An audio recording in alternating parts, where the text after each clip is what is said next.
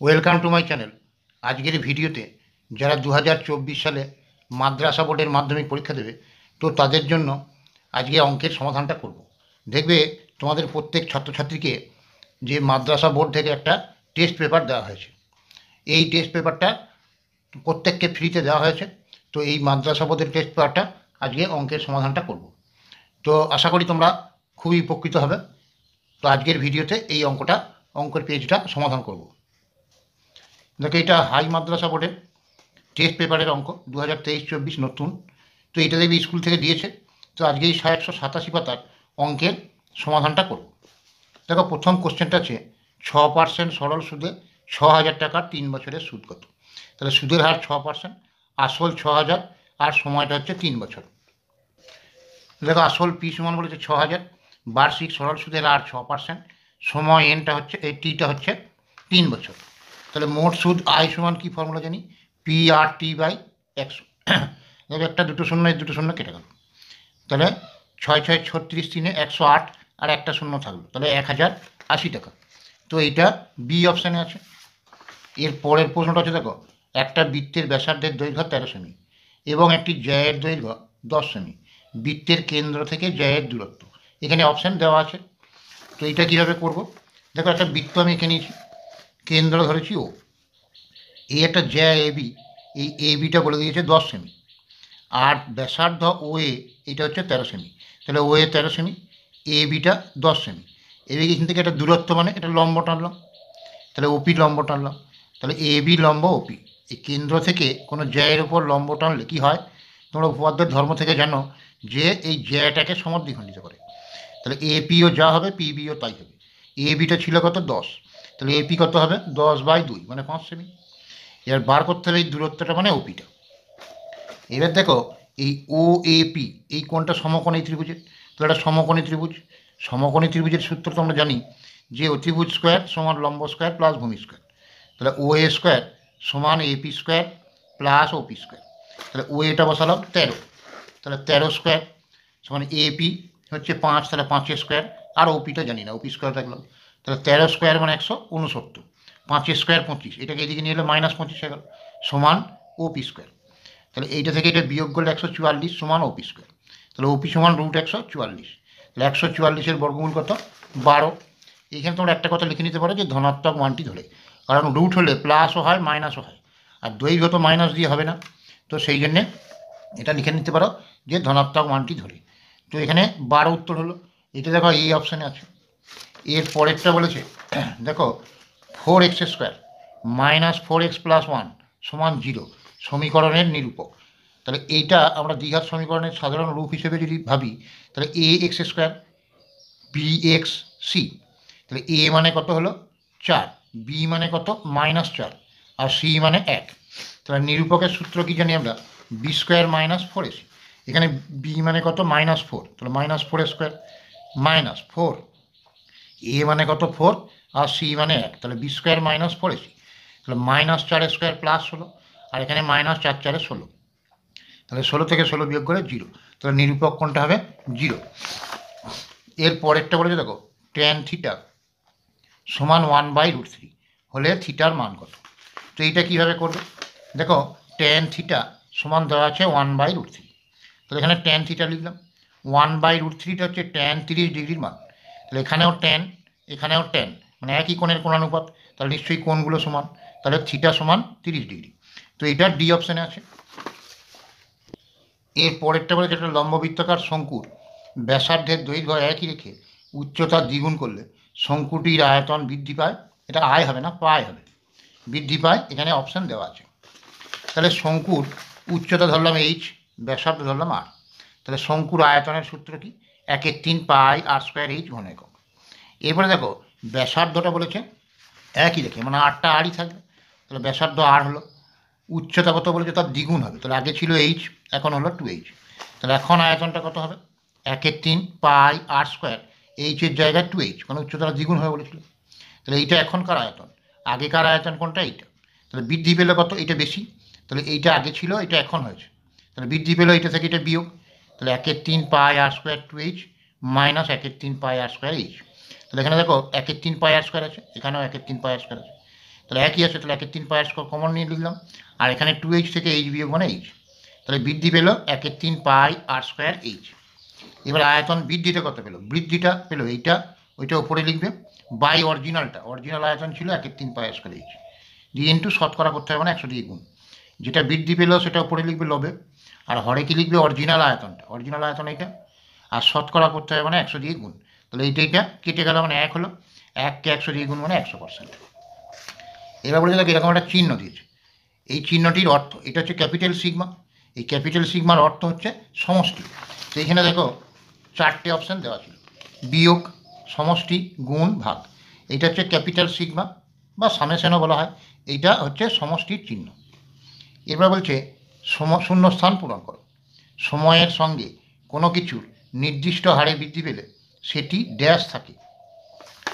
তো সময়ের সঙ্গে কোনো কিছুর নির্দিষ্ট হারে বৃদ্ধি পেলে সেটি সমহারে বৃদ্ধি পেতে থাকে, এখানটা কী হবে, সমহারে বৃদ্ধি পেতে থাকে।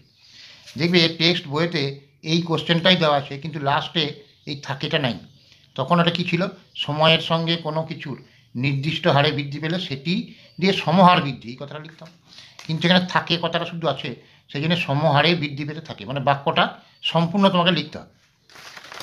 এর পরেরটা দেখো বলেছি x+2 এবং x-3 এর মধ্য সমানুপাতি x হলে x সমান কত।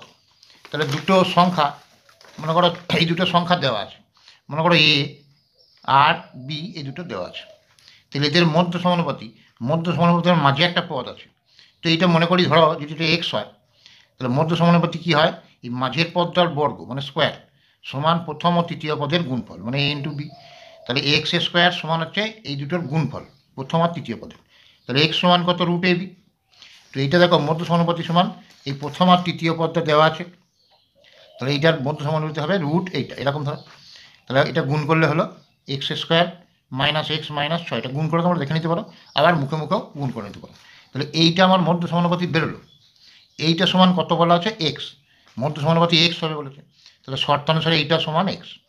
এবার দেখো উভয় পক্ষের যদি আমি হোল স্কোয়ার করে দিই তাহলে √টা উঠে চলে যাবে, তাহলে এইটার হোল স্কোয়ার করা মানে √টা উঠে চলে গেল, তাহলে এইটা থাকলো সমান ডান দিকে থাকলো x²। এবার দেখো এখানে x² কেটে গেল, তাহলে এখানে থাকলো কত, 1, 0, যে বিয়োগ হয়ে যাবে, বিয়োগ হয়ে কাটাকাটি মানে 0 থাকলো। এবার x² কেটে গেছে, তাহলে এখানে -x সমান 6টা দিয়ে গেলে -6টা +6। এবার যদি মাইনাস দিয়ে গুণ করে দিই তাহলে এটা মাইনাস গুণ করলে প্লাস হয়ে গেল, আর এটা -6, তাহলে এক্সের মান কত হবে, -6। এর পরেরটা বলেছে একটা সরলরেখা বৃত্তকে দুটি বিন্দুকে ছেদ করলে সরলরেখাটিকে বৃত্তের ড্যাশ বলে। তাহলে একটা সরলরেখা বৃত্তকে দুটি বিন্দুতে ছেদ করলে সরলরেখাটিকে বৃত্তের ছেদকও বলা হয় বা ভেদকও বলা হয়। তো আমি এখানে ছেদক লিখেছি, তোমরা ভেদকও লিখতে পারো, তাহলে এটা বৃত্তের ছেদক বলে।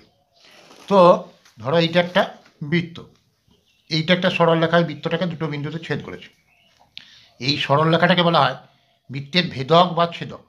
কিন্তু যদি এরকম কোশ্চেন থাকতো, ধরো একটা বৃত্ত দিয়ে একটা রেখাংশ বলতে এই সরলরেখা কথাটা না থাকে, যদি রেখাংশ থাকতে তাহলে আবার একটা নির্দিষ্ট বিন্দু পর্যন্ত ওদের দৈর্ঘ্য থাকবে রেখাংশের, তাহলে এই দুটো বিন্দুতে ছেদ করেছে, মনে করো এটা P এটা Q, এটা ধরো A এটা B, এটা দেখো সরলরেখা মানে বহুদূর পর্যন্ত বিস্তৃত, এই ক্ষেত্রে এটা অ্যান্সার হবে ছেদক বা ভেদক। কিন্তু যদি এটা সরল রেখা না বলে সরল রেখাংশ বলতো তাহলে এটা হতো তখন জ্যা। এই কথাটা খেয়াল রাখবে, প্রশ্নটা একটু এদিক ওদিক করে দিতে পারে, যে এটা সরল রেখা আছে তার জায়গায় সরল রেখাংশ দিল, রেখাংশ মানে তার দৈর্ঘ্য নির্দিষ্ট, তাহলে এই দুটো বিন্দুতে ছেদ করেছে তাকে এটা বলা হয় জ্যা। এরপরে দেখো এই অঙ্কটা দেওয়া আছে sin 12 degree into cos 18 degree into sec 78 degree into cosec 72 degree, এর মান কত। তাহলে এটা যা আছে লিখলাম, এটা যা আছে লিখলাম, সেকটা সেকই লিখলাম, 78কে আমি এরকমভাবে লিখলাম 90 - 12, দেখো 90 থেকে 12 বিয়োগ করলে 78, কোশেকটাও তাই লিখলাম, এখানে আছে 72, আর 72টাকে লিখলাম 90 - 18, তাহলে এটা যা আছে থাকলো, এটা যা আছে থাকলো। সেক 90 - থিটা কী হয়, কোশেক থিটা, এটা তোমরা পুরক্ষণের সূত্র থেকে জানো যে সেক 90 - থিটা মানে কোশেক থিটা, আর কোশেক 90 - থিটা মানে সেক থিটা, এখানে থিটা মানে কোনটা 18, এখানে থিটা মানে 12। এবার এখানে সাইন 12 ডিগ্রি লিখলাম, এবার দেখো কোশেক 12 ডিগ্রি আছে, কোশেক মানে কি সাইনের অনন্যক, তাহলে 1/sin 12, এই sin 12 কেটে গেল, আর এখানে ছিল cos 18, আর সেকটাকে কেমন লিখতে পারি 1/cos, এটা কসের অনন্যক সেকটা, তাহলে এটা কেটে গেল, তাহলে এখানে পড়ে থাকলো 1, এখানে 1, গুণ করলে 1, এটাই অ্যান্সার। এর পরেরটা বলেছে দেখো, একটি লম্ববৃত্তাকার শঙ্কুর আয়তন ভি ঘন একক, এটা মনো একক হয়ে গেছে, এটা ঘন একক, এবং ভূমিতলের ব্যাস এই বর্গ একক হলে উচ্চতা দিয়ে ড্যাশ, মানে উচ্চতাটা বার করতে হবে। তাহলে শঙ্কুর আয়তন বলে দিয়েছে ভি, আর ভূমিতলের ক্ষেত্রফল বলে দিয়েছে এ, হলে উচ্চতাটা বার করতে হবে। তাহলে দেখো শঙ্কুর আয়তনের ফর্মুলা কি জানি, আর যদি ব্যাসার্ধ হয় আর উচ্চতা যদি এইচ হয়, তাহলে 1/3 পাই আর স্কোয়ার এইচ, এইটা সমান বলে দিয়েছে ভি। এবার দেখো 1/3টা 1/3 লিখলাম। ভূমির ক্ষেত্রফলটা কি, শঙ্কুর ভূমিটা হচ্ছে বৃত্ত, বৃত্ত মানে পাই আর স্কোয়ার, তাহলে শঙ্কুর ভূমির ক্ষেত্রফল পাই আর স্কোয়ার, এটা সমান ধরতে বলেছে এ, ক্যাপিটাল এ, আর উচ্চতাই থাকলো। যে এইচ সমান, তাহলে এখানে ভিটা ছিল 3টা নিচে ছিল, এখানে বজ্রগুণ হয়ে 3v হল, আর এখানে এটা গুণ ছিল দেখলে ভাগ হলো 3v/a। এর পরেরটা বলেছে 2, 3, 9, 10, 9, 3, 9 তথ্যের সংখ্যাগুরু মান। দেখো যে সংখ্যাটা সব থেকে পরিমাণে বেশি আছে সেইটা হচ্ছে সংখ্যাগুরু মান। তাহলে এখানে দেখো 9 আছে 1 বার 2 বার 3 বার, তাহলে সংখ্যাগুরু মান কত 9। অন্যান্য সংখ্যাগুলো যে 9 যবার আছে তার থেকে কম আছে, সব থেকে যেটা বেশি থাকে সেটাই সংখ্যাগুরু মান। এরপরে দেখো দেওয়া আছে যে সত্য মিথ্যা, সত্য বা মিথ্যা লেখো যে কোনো 5টি, আমি সবগুলোই করে দিয়েছি। এই প্রতিটা কোশ্চেনই দেখো এখানে বলেছিল 5টি, আমি সবগুলোই করে দিয়েছি তোমাদের সুবিধার জন্য। এখানে বলেছিল সঠিক উত্তর নির্বাচন করা, 6টি আছে, 6টি করে দিয়েছি। তাহলে এইটা সত্য মিথ্যাগুলো দেখো এবার। চক্রবৃদ্ধি সুদের ক্ষেত্রে নির্দিষ্ট সময় অন্তর সুদ আসলের সঙ্গে যোগ হয়, সেই কারণে আসলের পরিমাণ ক্রমাগত বাড়তে থাকে, তাহলে এটা সত্য। কারণ সুদটা প্রতি বছর আসলের সঙ্গে যোগ হয়ে যাবে, যে পরের বছরের আসলটা প্রথম বছরের আসল থেকে বেশি হয়ে যাবে, আবার ঠিক দ্বিতীয় বছরের আসলটার সঙ্গে ওই সুদটা যোগ হয়ে যাবে, দিয়ে ওটা তৃতীয় বছরের আসল হবে, এইভাবে বাড়তে থাকবে। এবার থেকে বলেছে x² y² আর xy³ ক্রমিক সমানুপাতি, এটা মিথ্যা। কেন? দেখো এই প্রথম পদ আর তৃতীয় পদের গুণফল করতে হবে, দিয়ে যদি মাঝের পদের বর্গের সঙ্গে সমান হয় তাহলে পরে সেটা ক্রমিক সমানুপাতিক বটে। এখানে x² আর xy³ এই দুটো যদি প্রথম আর তৃতীয় পদ গুণ করি তাহলে দেখো হবে x3, x², এখানে x3, y এখানে y3, মানে y4। এবারে এই পদটা যদি স্কোয়ার করি তাহলে x² কত হবে x4, y² y4, তাহলে এখানে হলো x3 y4, এখানে x4 y4, তা দুটো জায়গা একই নয়। এই প্রথম ও তৃতীয় পদের গুণফল মাঝের পদের বর্গের সঙ্গে সমান নয়, তাহলে এটা সমানুপাতি নয়, তাহলে এটা মিথ্যা। এবার বলেছে দুটি সদৃশ ত্রিভুজ সর্বদা সর্বসম, এটাও মিথ্যা। দুটো ত্রিভুজ, ধরো এই একটা ত্রিভুজ আর এই একটা ত্রিভুজ, সদৃশ মানে কি, এদের কোণগুলো সমান, মানে এই কোণটার সঙ্গে ধরো এইটা সমান, এই কোণটার সঙ্গে ধরো এইটা সমান, আর এই কোণটার সঙ্গে এই কোণটা সমান। তাহলে একটা ত্রিভুজের 3টে কোণের সঙ্গে অপর ত্রিভুজের 3টে কোণ সমান হলে সে দুটোকে বলা হয় সদৃশ কোণী, কিন্তু এটা সর্বসম নয়, তাহলে এটা বলেছিল সর্বসম, তাহলে এটা মিথ্যা। এর পরেরটা দেখা বলেছে sec² 45 degree minus tan² 45 degree সমান বলে দিয়েছিল 1। দেখো এইটাকে যদি থিটা মনে করি আমি, তাহলে এটাও থিটা, তাহলে sec² theta minus tan² theta সমান 1। তো এটা ত্রিকোণমিতিক গবের থেকে জানি যে sec² theta minus tan² theta সমান 1, তাহলে এটা সত্য। এর পরেরটা দেখা দেওয়া আছে যে 3, 14, 18, 20, 5 তথ্যের মধ্যমা 18। তাহলে মধ্যমা বার করতে হলে প্রথমে এগুলোকে মানের ঊর্ধ্বক্রমে সাজাতে হবে, তাহলে প্রথমে মানের ঊর্ধ্বক্রমে এগুলো সাজালাম।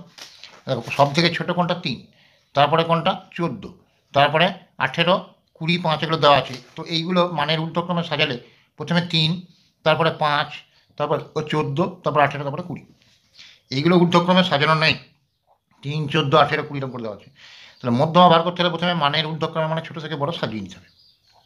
তাহলে প্রথমে 3, তারপরে 5, তারপরে 14, তারপরে 18, তারপরে 20। এবার এখানে দেখো সংখ্যা কটা আছে, 1, 2, 3, 4, 5টা, মানে এটা n সমান কত 5, মানে এটা অযুগ্ম সংখ্যা।